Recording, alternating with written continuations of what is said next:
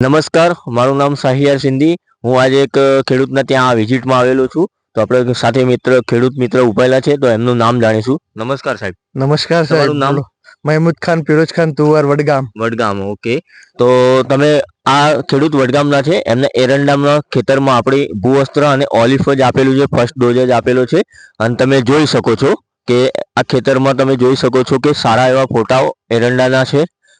વિડીયોમાં તમે જોઈ શકો છો. ઓકે. બીજું કે સાહેબ, તમારે પાણીનો પ્રશ્ન કેવો છે? પાણી તો એકદમ બહુ ઓછું છે, બરોબર. તો ઘણું ઓછું છે. એરંડામાં કેટલું પાણી તમે એમ કઈ અમે રીતના પહોંચાડી શકો છો? 7 દિવસે ડ્રીપથી પાણી આપું છું. ઓકે. તો તમે મિત્રો જાણી શકો છો કે પાણી ઓછું હોવા છતાં બી તમે આજે ફૂટાઓ એમના જોઈ શકો છો. સાહેબ, અમને ફૂટાઓ ગણીને બતાડી શકો તમે? 1 2 3 4 5 6 7 8 9 10 11 12 13 14 15.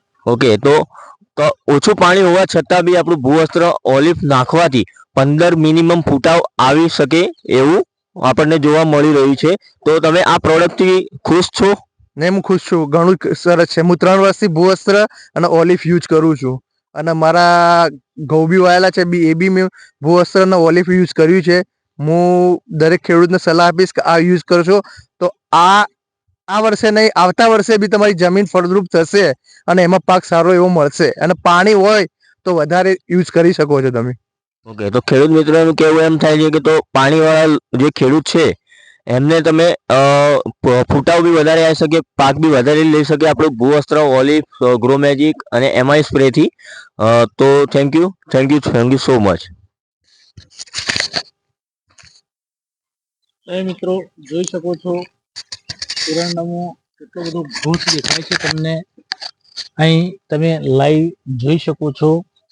બહુ ફર્સ્ટ ક્લાસ રિઝલ્ટ છે. Thank you.